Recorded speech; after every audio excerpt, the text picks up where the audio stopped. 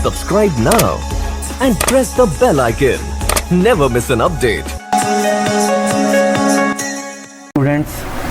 Students last lectures में हमने अपनी डायरेक्शन डिसाइड की थी कि हमें किस तरफ जाना है।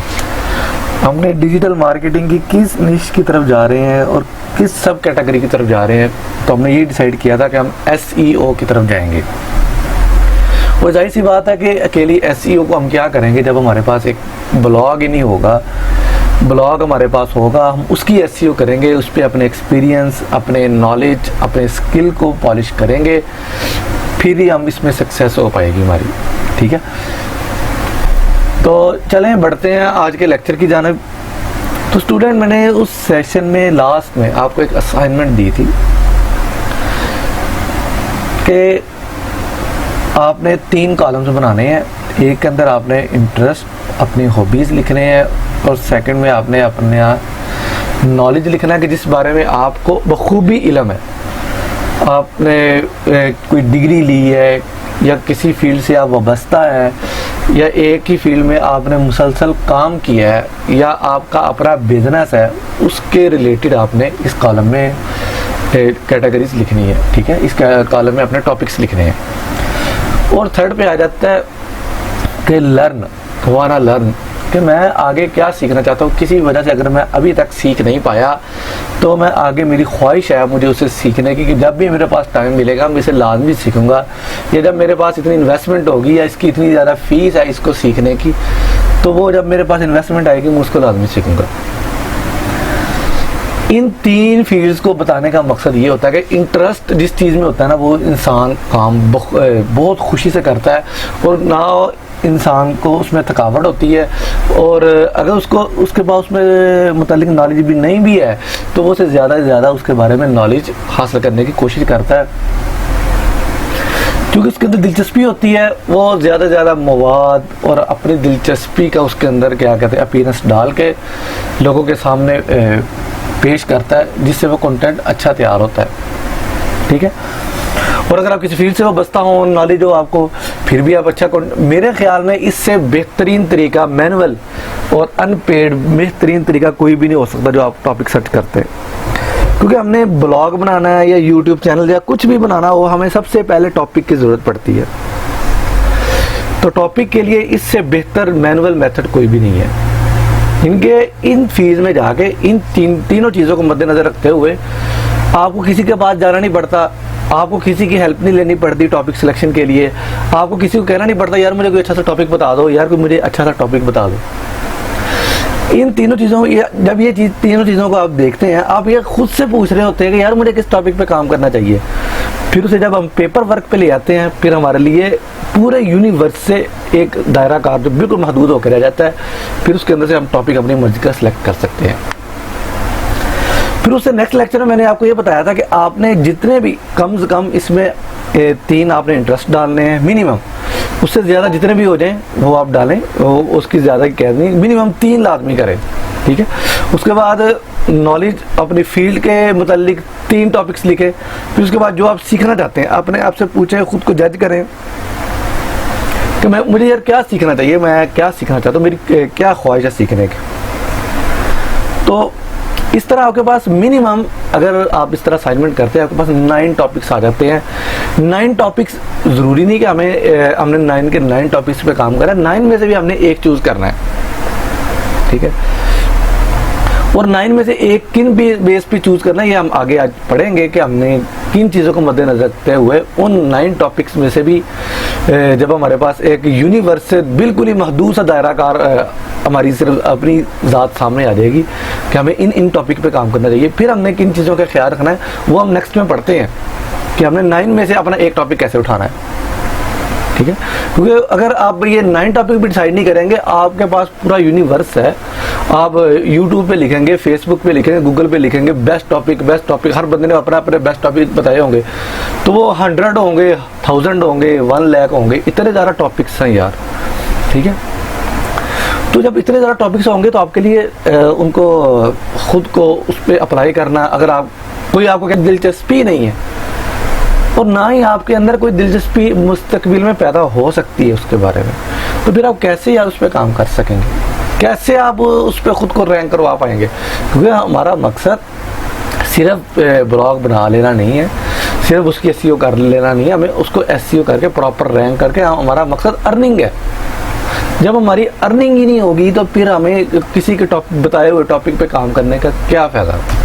ठीक है, तो मैंने शायद पिछले लेक्चर्स में जो बेसिक कोर्स था उसके अंदर भी मैंने ये बताया था कि आप जब जाते हैं कोई भी दुकान खोलते हैं, कोई ऑफिस खोलते हैं, आप पहले सबसे पहले देखते हैं कि यार मुझे इस बारे में नॉलेज है, या कोई आप बिजनेस करना चाहते हैं आप सबसे पहले ये चेक करते हैं कि यार मुझे इसके बारे में कितना नॉलेज है, मेरा कितना एक्सपीरियंस है।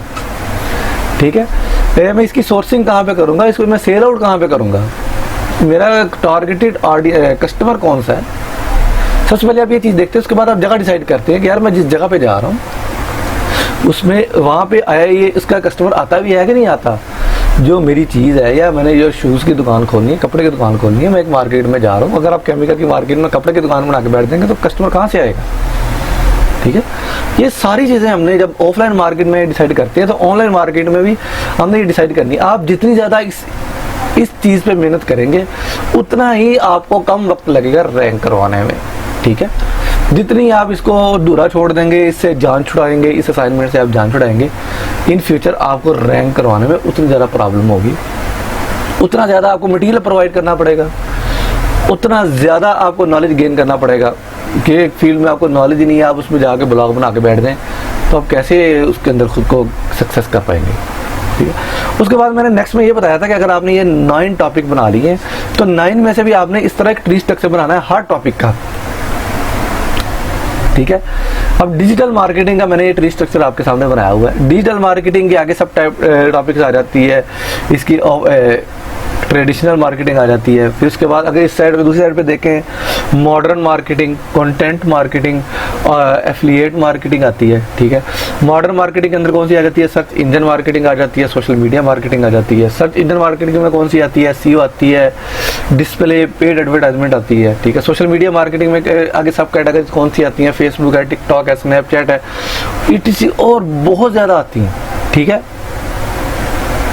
फिर उसके बाद हम इंस्टेंट मैसेजिंग आते हैं, इसके अंदर सब कैटेगरी कितनी आती हैं। इसको बताने का मकसद ये था कि आपका माइंड मजीद खुले, कि आपको जब ये आप ट्री स्ट्रक्चर बनाएंगे ना आपको खुद ही आइडिया हो जाएगा कि जो आपने खुद को जज किया था कि मैं इस टॉपिक पे काम कर सकता हूँ या नहीं कर सकता, ये आपने जो खुद को जज किया है, ये जब आप ट्री स्ट्रक्चर बनाएंगे तो ये आपका एक टेस्ट हो जाएगा कि यार वाकई मैं इस टॉपिक पे काम कर सकता हूँ। ठीक है, इस टॉपिक को मैं आगे लेके जा सकता हूँ। ठीक है, उसके अंदर फिर आपके सामने यहाँ से बेशुमार कीवर्ड्स के आइडियाज आ जाएंगे। ये ट्री स्ट्रक्चर की इतनी ज़्यादा इंपॉर्टेंस है कि मैं समझता हूँ कि अगर आप कंटेंट राइटर है, अगर आप किसी भी टॉपिक पे आर्टिकल लिखना चाहते हैं, किसी भी डोमेन को लेकर, मिसाल के तो ये तो आपके सामने डिजिटल मार्केटिंग है ना, अगर आप ब्यूटी को लेके फर्ज कर लें, हेल्थ एंड ब्यूटी है, उसको लेके उसके सब कैटेगरी कौन सी आती है? स्किन केयर प्रॉब्लम्स आ जाती हैं, उसके अंदर आई लैशेस आ जाते हैं और फेस की प्रॉब्लम आ जाती है और बहुत ज़्यादा आती हैं। मेरी वो फील्ड नहीं है तो मैं जस्ट समझाने के लिए आपको बात कर रहा हूँ कि आप अपनी फील्ड को खुद से जज करें, खुद से उसको आइडेंटिफाई करने की कोशिश करें, उसके आगे से आगे सब कैटेगरीज की माइक्रो सब कैटेगरीज निकालें। ठीक है, सिर्फ सब कैटेगरीज तक महदूद ना रहे। मैं वही आपसे कहना चाह रहा था कि अगर आप आर्टिकल लिखते हैं, आर्टिकल लिखने के लिए अगर आप सबसे पहले ट्री स्ट्रक्चर बनाते हैं तो आपका आधा आर्टिकल, मैं 60% आर्टिकल आपका रेडी हो जाता है। आप टॉपिक लें, टॉपिक लेके उसके ऊपर ये लिखें, सबसे जैसे मैंने डिजिटल मार्केटिंग लिखा है, उसके बाद जितनी शाखें, जितनी ब्रांचेज यहाँ से निकलती हैं, दरख्त की शाखें होती है, कोई इस तरफ जा रही है, कोई इस तरफ जा रही है, कोई इस तरफ जा रही है, इस तरह आपने फिर वो उन शाखों की शाखें होती है, उसके ऊपर टहनियाँ होती है, उसके ऊपर पंपल्स होती हैं, आपने इसी तरह ही बनाते जाना है, बनाते जाना है, बनाते जाना। वो जितना आप बनाते जाएंगे ना आपका वो एक आर्टिकल अच्छे अंदाज में रेडी हो जाएगा, बल्कि आपको मज़ीद टॉपिक्स के आइडियाज़ भी मिल जाएंगे, आपको पता चल जाएगा। अब ये देखें, अभी डिजिटल मार्केटिंग है, अब सिर्फ इसकी आप गिनती करना शुरू करें, 1 2 3 4 5 6, 7, 8, 9, 10, 11, 12, 13, 14, 15, 16, 17, 18, ये 20 टॉपिक्स मेरे पास आ गए हैं। यानी कि मैं 20 टॉपिक्स पे मैं आर्टिकल लिख सकता हूँ। ये मैंने इसके ऊपर मेहनत नहीं की, सिर्फ 10-15 मिनट लगा के मैंने, क्योंकि लेक्चर रेडी करना था, मैंने उस तरह इसको तैयार कर लिया, तो मैंने इस पर इतनी ज़्यादा मेहनत नहीं की। तो आप इसके ऊपर ज़्यादा से ज़्यादा मेहनत करें, क्योंकि ये देखिए मैंने ये सिर्फ 20 टॉपिक्स आपको गिनवा दिए कि सिर्फ 20 मिनट के अंदर मेरे पास अपनी वेबसाइट पे लिखने के लिए या अपने ब्लॉग पे लिखने के लिए या इसके ऊपर वीडियोस बनाने के लिए मेरे पास 20 सब टॉपिक्स आ चुके हैं, जिनके 20 दिन का मेरे पास मटेरियल आ चुका है। अब 20 दिन मुझे ये सोचने की ज़रूरत नहीं पड़ेगी कि यार मुझे कल कौन सा आर्टिकल लिखना है। वो जो टाइम ज़ाया होता है वो मैंने एक ही बार ज़ाया कर लिया 15-20 मिनट लगा के, ठीक है। हालांकि अगर रोज़ बैठता सोचने मेरा घंटा डेढ़ लग जाता कि यार मुझे टॉपिक कौन सा डिसाइड करना चाहिए। तो अगर आप आर्टिकल लिखते हैं तो आपके लिए बहुत हेल्पफुल टेक्निक साबित हो सकती है। आप उर्दू का इंग्लिश का ये मैटर नहीं करता, मगर आपने इस तरह अगर आप लिखेंगे, हेडलाइन बनाएंगे, फिर उसकी इन्हीं की हेडलाइन बनाएंगे, आपको बहुत आसानी हो जाएगी। उसके बाद सेकंड इसके अंदर सबसे जो बड़ा एसईओ फैक्टर वो ये आता है कि जब आप ये सब कैटेगरीज आपको पास बनाते हैं, जब आप कीवर्ड्स जो गूगल सर्च इंजन के अंदर जो हम सेंटेंस लिखते हैं उसे कीवर्ड कहा जाता है, इसकी मदद से हम सर्च करते हैं अपनी मर्जी का मवाद। जब आप कीवर्ड फाइंड करते हैं तो आपके सामने ट्री स्ट्रक्चर होता है, यानी कि आपके सामने ये 20 आइडियाज़ हैं एक ही फील्ड के मुतालिक, डिजिटल मार्केटिंग के मुतालिक मेरे पास ये 20 आइडियाज़ हैं और मैं 20 पे बारी बारी में कीवर्ड्स फाइंड कर सकता हूँ, उनके कंपटीशन देख सकता हूँ, उनके अंदर रैंकिंग पावर देख सकता हूँ, उनके अंदर मैं देख सकता हूँ कि उनके सर्च वॉल्यूम देख सकता हूँ, उनके CPC रेट्स देख सकता हूँ। मुझे उनके मुतालिक आइडिया हो सकता है सिर्फ 1 घंटे के अंदर। अगर मेरे पास ये ट्री स्ट्रक्चर रेडी होगा तो 1 घंटे के अंदर मुझे आइडिया हो जाएगा कि यार मुझे इस टॉपिक पे जाना चाहिए या नहीं जाना चाहिए, ठीक है। वैसे आप किसी से पूछने बैठे हैं, उससे पूछें, इस तरह आप नहीं कर पाएंगे। आपको टॉपिक पे काम शुरू भी कर दें, मगर आपकी सेल्फ लर्निंग है, जो खुद को ग्रो करने की पावर है, वो नहीं होगी, ठीक है। यहाँ इस तरह बनाने में आपके अंदर एक कॉन्फिडेंस आएगा, आप आर्टिकल लिख पाएंगे। अगर आप कल को यूट्यूब चैनल बनाते हैं तो यूट्यूब चैनल बना पाएंगे इजीली, बिल्कुल। फिर उसके बाद थर्ड नंबर पे इसका सबसे बड़ा बेनिफिट ये आता है कि जब आप अपने आर्टिकल पे या अपने पेज पे कोई आप डिजिटल, मिसाल के तौर पे मैं डिजिटल मार्केटिंग का मैं फील्ड से मैं बसता हूँ, मैं चाहता हूँ कि यार मेरे पास कोई डिजिटल प्रोडक्ट है, मैं अब उसको सेल आउट करना चाहता हूँ। जब मैं डिजिटल प्रोडक्ट को सेल आउट करना चाहता हूँ, फिर मुझे ज़रूरत पड़ेगी ऑडियंस टारगेट करने की। जाहिर है मैं मार्केट टारगेट करूँगा, फिर वहाँ से मैं आइडेंटिफाई करूँगा कि मेरी कौन सी ऐड। जब आपके सामने ये ट्री स्ट्रक्चर होगा ना, फिर आप चाहे पेड एडवर्टाइजमेंट भी करें ना, तो आपके सामने एक यूनिवर्स से एक आपके माइक्रो, जो बिल्कुल आपकी जो टारगेट ऑडियंस है वो निकल के सामने आ जाएगी। आपको ऐड बनाने में भी टाइम जो है वो आधा रह जाएगा। इसलिए मैं कह रहा हूँ कि अभी से आप इसके ऊपर ज़्यादा से ज़्यादा आप टाइम लगाएं। जितना ज़्यादा लगा लेंगे ना, मैं कहूँगा थोड़ा, क्योंकि जितना आपके पास टाइम निकलता है, बचता है, जो टाइम भी आपके पास बच रहा है वो आप इसके ऊपर टाइम लगाएं, वो लगाते चले जाएं। आप कोर्स सीखें, जो भी आपने काम करना वो करें, मगर इस काम को आप कभी ना छोड़ें। क्योंकि अगर आपने ब्लॉग बनाना है, उसकी SEO करनी है, ठीक है, तो जाहिर सी बात है आपको रेगुलर उसके ऊपर आर्टिकल पब्लिश करना पड़ेंगे। अगर आप रेगुलर आर्टिकल पब्लिश करने हैं तो फिर जब आपने आर्टिकल लिखना है, आर्टिकल लिखने से पहले अगर आप ये काम कर लेंगे, एक तो आर्टिकल लिखने में टाइम आपका कम स्पेंड होगा, दूसरी आपके पास मालूमात बहुत ज़्यादा आ जाएगी, आपके पास सब कैटेगरीज बहुत ज़्यादा आ जाएंगी, ठीक है। तो स्टूडेंट, ये तो एक साइड होगी, ये तो तस्वीर का एक रुख मैंने दिखा दिया आपको टॉपिक डिसाइड करने का। अब आपके पास 9 टॉपिक्स आ गए हैं। 9 टॉपिक्स के आगे आपके पास सैकड़ों सब टॉपिक्स आगे चुके हैं, ठीक है, मगर हमने उन सैकड़ों सब टॉपिक्स को अभी नहीं देखना। बना लेने हैं मगर हमने अभी नहीं देखना। अभी हमने उन 9 टॉपिक्स को उठाना है, उनके बाद हमने क्या चीज़ देखनी है कि ये जो मैंने 9 टॉपिक मैंने डिसाइड किए हैं, इसके ऊपर अगर मैं वेबसाइट या कुछ भी बनाना चाहता हूँ, वेबसाइट बनाना चाहता हूँ या ई-कॉमर्स स्टोर है या मेरी कोई ऐसी प्रोडक्ट है जो जिस फील्ड से मैं बसता हूँ उसके ऊपर मैं स्टोर बनाना चाहता हूँ, या मैं यूट्यूब चैनल बनाना चाहता हूँ या कोई फेसबुक का पेज बनाना चाहता हूँ, तो मैं आया उस पर रैंक कर पाऊंगा कि नहीं। ठीक है, ये चीज़ भी हमने गौर करनी है। ये चीज़ गौर करने के लिए सबसे पहले मैं एक चीज़ और यहाँ से समझ लें कि हम ऑनलाइन कोई भी चीज़, कोई भी अकाउंट बनाते हैं ना, आप इवन फेसबुक की प्रोफाइल भी बनाते हैं ना, वो भी आपकी प्रॉपर्टी है।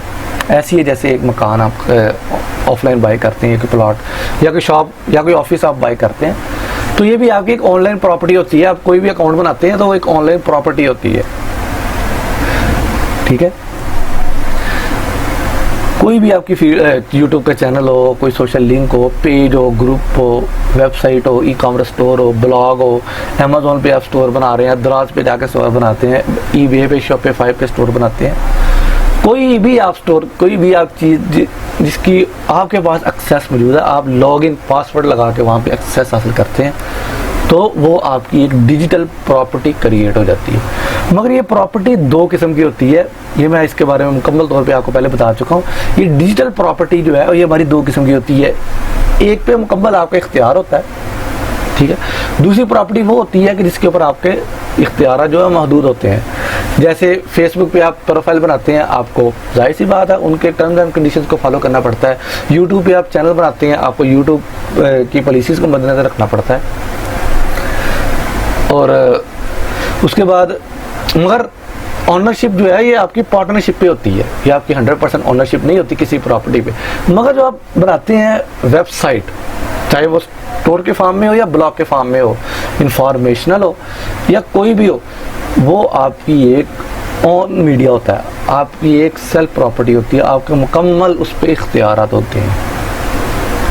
अब जिस तरह का चाहे आप कंटेंट डाल सकते हैं, मगर उसके अंदर भी आपको ख्याल करना पड़ता है कि कानूनी तौर पे जिस चीज़ की इजाज़त है, कानूनी तौर पे आपको जिस बिज़नेस करने की इजाज़त है, मतलब के तौर पर कोई असले का, बंक का कोई ऐसा कारोबार करना शुरू कर देंगे तो वो तो वेबसाइट ये इलीगल है ना, तो वो तो गूगल उठा के वैसे ही आपकी वेबसाइट सैंडबॉक्स में डाल देगा।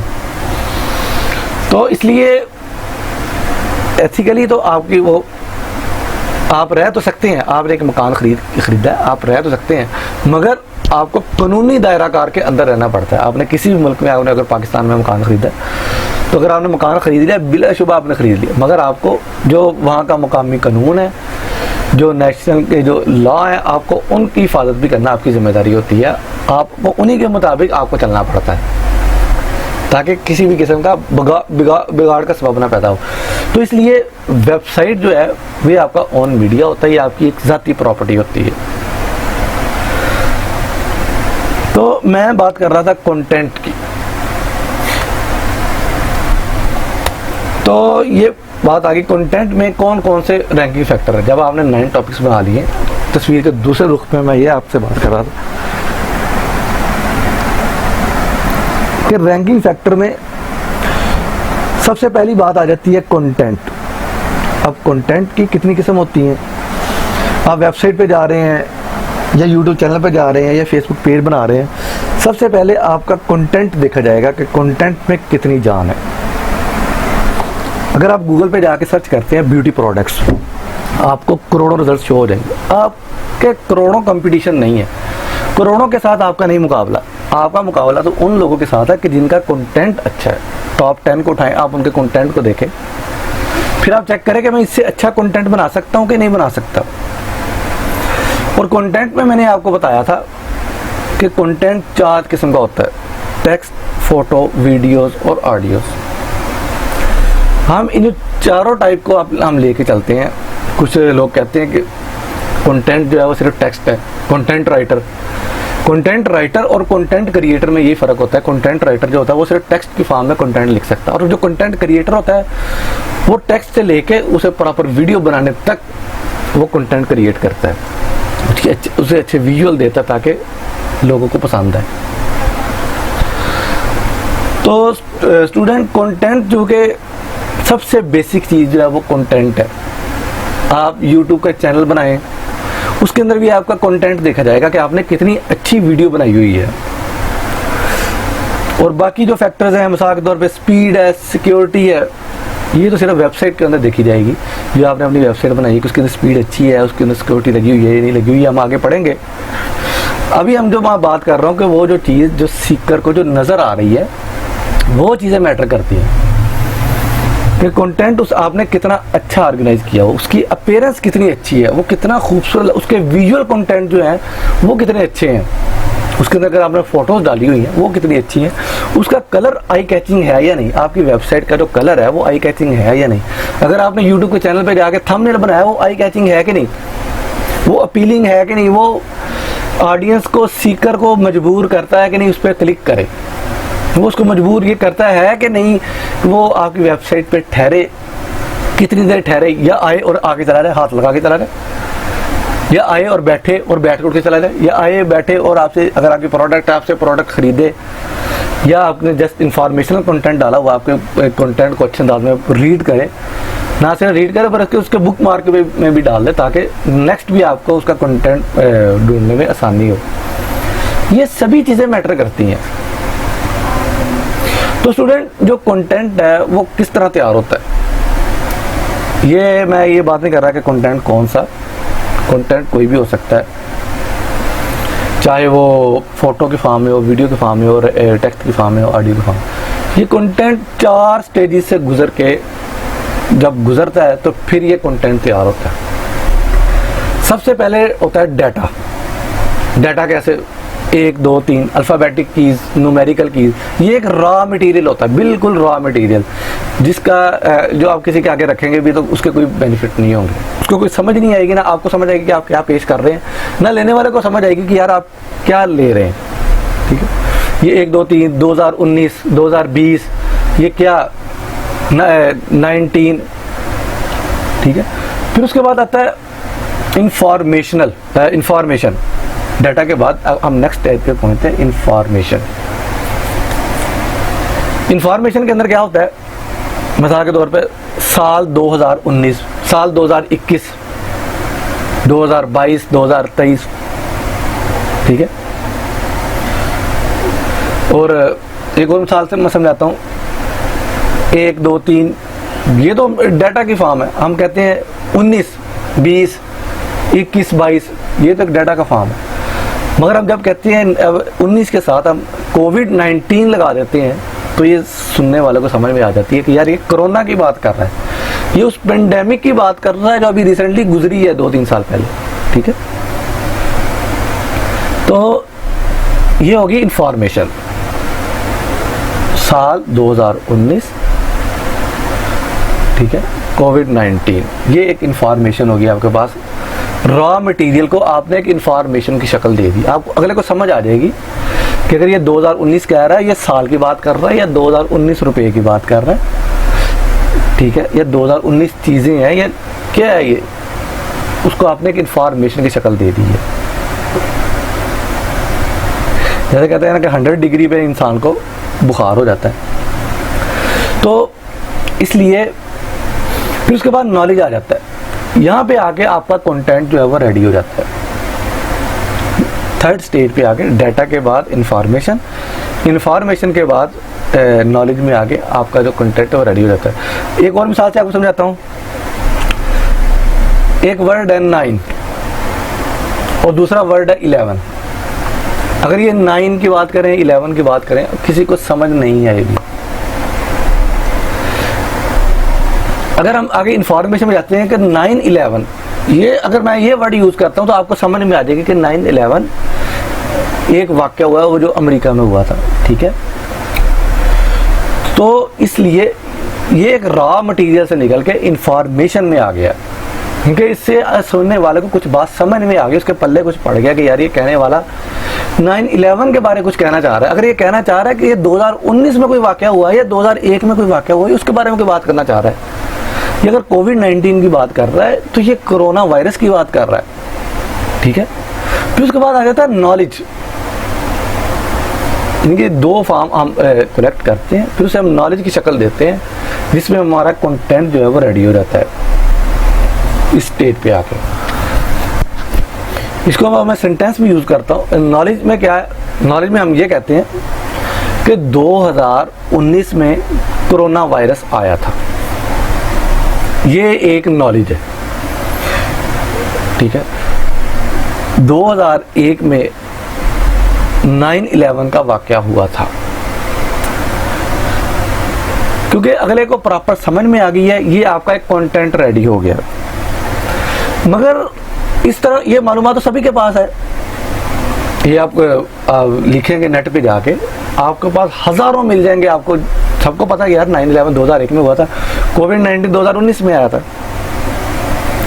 फिर आखिरी स्टेज आती है विजडम, जो आपके कंटेंट को यूनिकनेस की तरफ लेके जाती है। वो क्या है? वो हम ये कहते हैं कि 9/11 2001 में हुआ, मगर उसके बाद पूरी दुनिया का माइंडसेट चेंज हो गया। फिर इसी तरह 2019 में कोविड-19 आया, पूरी दुनिया घरों में महसूर होकर रह गई। वबा की वजह से पूरी दुनिया में लॉकडाउन का समय पैदा हो गया, बाजारों की रौनकें खत्म हो गई। ठीक है, तो ये चीजें विजडम जब हम लेके जाते हैं, विजडम में आप के कंटेंट में यूनिकनेस आ जाती है।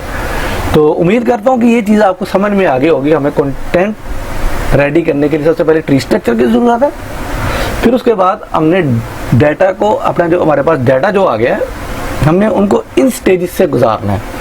इन स्टेजेस से गुजार के विजडम तक पहुंचना है, चाहे वो टेक्स्ट के फॉर्म में हो, वीडियो के फॉर्म में हो, ऑडियो के फॉर्म में हो, फोटो के फॉर्म में हो। जब हम इस स्टेज पे पहुंचेंगे तो फिर हमारा एक अच्छा कंटेंट जो है वो रेडी हो जाएगा। यहाँ पे आपको मैं कंटेंट क्योंकि मुझे खुद इतना आइडिया नहीं है, मैं आपको कंटेंट बनाना नहीं सिखा रहा, मगर कंटेंट के पीछे जो आपकी सोच होगी, जो थ्योरी होगी, जो माइंडसेट होगा, वो आपने इन चीज़ों को मद्देनजर रखते हुए आपने आगे बढ़ना है। तो स्टूडेंट, उम्मीद करता हूँ आपको ये चीज़ें सारी बातें समझ में आ गई होंगी। आज की असाइनमेंट मैं कोई भी नहीं दूंगा, मगर मैं आपसे ये बार बार अपील ज़रूर करूँगा कि जो मैंने लास्ट असाइनमेंट मैंने बताई है, उसके आपको बेनिफिट्स आज मैंने बताए हैं, वो आप लाजमी करें। उसको किसी तौर पे आप पीछे अधूरा ना छोड़ें, उसे संजीदा लें, उसे कुछ मजाक ना समझें, उससे जान भी ना छुड़ाएं, क्योंकि वो एक बुनियाद बननी है, वो एक आपकी बेस बननी है। उसी बेस पे आपके ब्लॉग की, आपकी डिजिटल प्रॉपर्टी की बुनियादें खड़ी होनी है। वो बेस जितनी आप मजबूत बना लेंगे, आपकी ऊपर जो इमारत है वो उतनी ज़्यादा मजबूत और पावरफुल होगी। ठीक है, तो मेरा ख्याल में ये सारी बातें आपको समझ में आ गई। दूसरी मैंने आपसे भी बात करनी थी कि अब हम क्योंकि एसईओ सीखेंगे, एसईओ के लिए ब्लॉग की भी ज़रूरत पड़ती है, तो ब्लॉग भी बनाएंगे। तो ब्लॉग के लिए सबसे पहले टॉपिक की ज़रूरत है। टॉपिक डिसाइड करेंगे, फिर टाइम लगेगा थोड़ा टॉपिक डिसाइड करने में, उतनी देर में कुछ चीज़ें भी समझ में आ जाएंगी आपको। तो आज का लेक्चर का मकसद सिर्फ आपके कुछ माइंड सेट से, आपके माइंड में कोई चीज़ें मज़ीद ऐड करना और कुछ प्रीवियस चीज़ें रिमूव करना होता है। क्योंकि आप ये कोर्स कर रहे हैं, तो इसलिए आपको ये चीज़ें में रखना चाहिए कि जिस तरह मैं आपको चला रहा हूँ, स्लोली इसी तरह ही आप चलें। क्योंकि यहाँ पे हर तरह के स्टूडेंट मौजूद हैं, न्यू भी हैं, एक्सपर्ट्स भी हैं, तो इसलिए सभी को हमने लेके चलना है। तो आप ज़्यादा से ज़्यादा टॉपिक फाइंड करने में, मेरा आज का सारा जो मुद्दा था वो यही था कि टॉपिक सर्चिंग हमने कैसे करनी है। और अगर हमने टॉपिक सर्च कर लिया है, तो फिर उसके बाद तस्वीर का दूसरा रुख जो है वो हमने कैसे डिसाइड करना है। तस्वीर के दूसरे रुख में आपका कंटेंट आता है कि हमने कंटेंट कैसे तैयार करना है। ये क्योंकि हमने रैंक करना है, और रैंक करने में कौन कौन से फैक्टर इंपॉर्टेंट है, कंटेंट आता है सबसे पहले।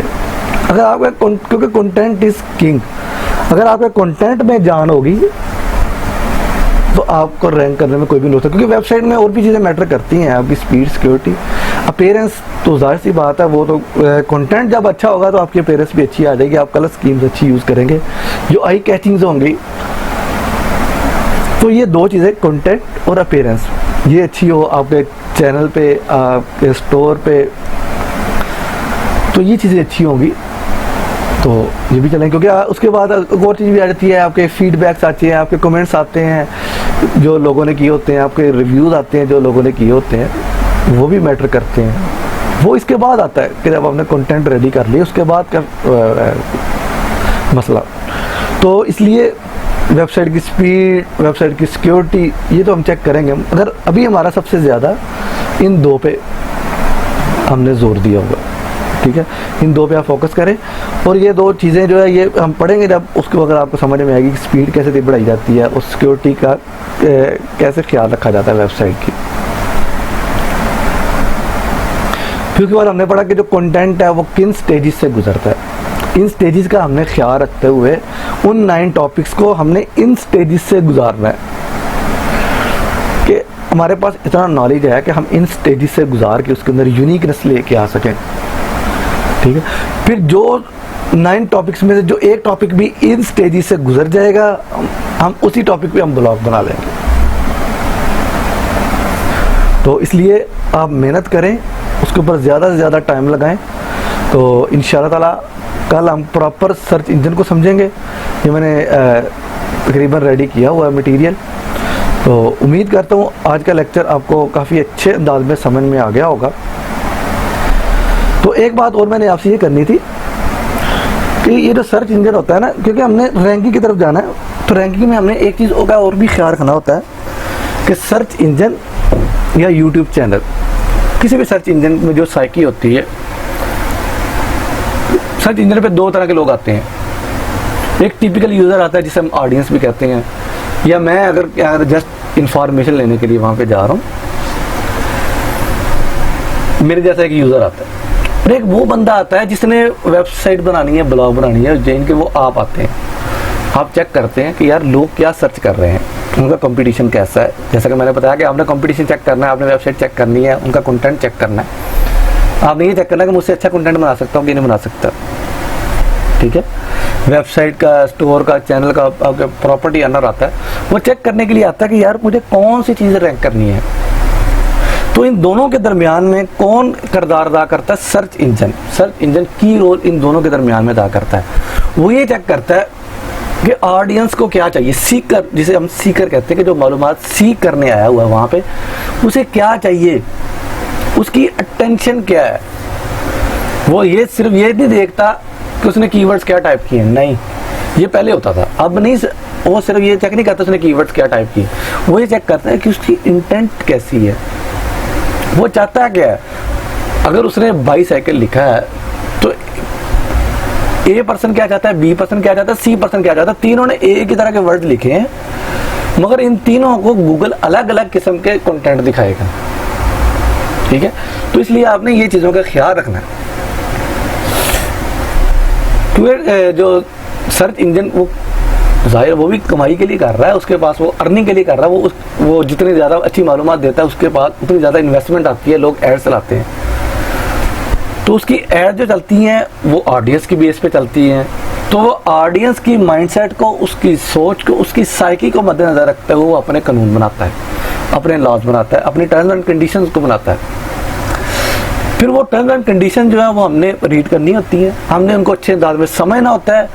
फिर उन्हीं को फॉलो करते हुए हमने अपनी प्रॉपर्टी को, अपनी वेबसाइट को, अपने चैनल को रैंक करवाना होता है। ठीक है, तो इसलिए सर्च इंजन को भी हम समझेंगे।